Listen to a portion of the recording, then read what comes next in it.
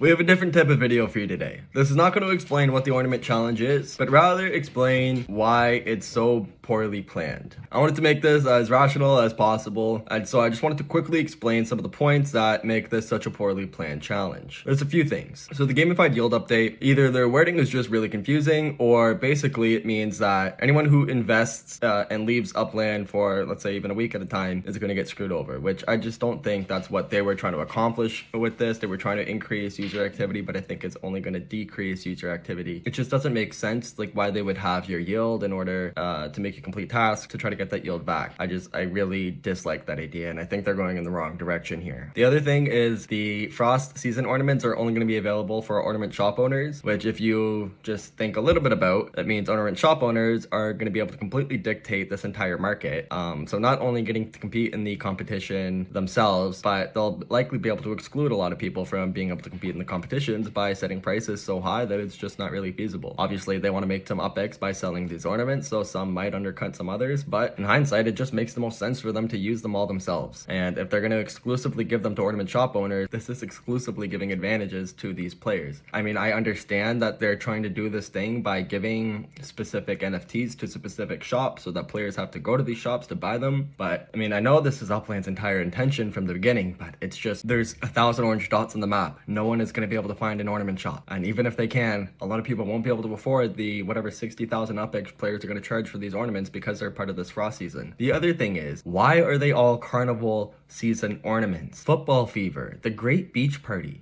This makes no sense whatsoever. You're in Frost season having a beach party. The other thing that makes no sense is, why aren't our winter ornaments involved in Frost? They have two different winterized themed seasons. This makes it very, very confusing for new players, even for veteran players, as you can buy ornaments year round thinking they might be part of this upcoming event, but they've curated them to completely random. They've curated them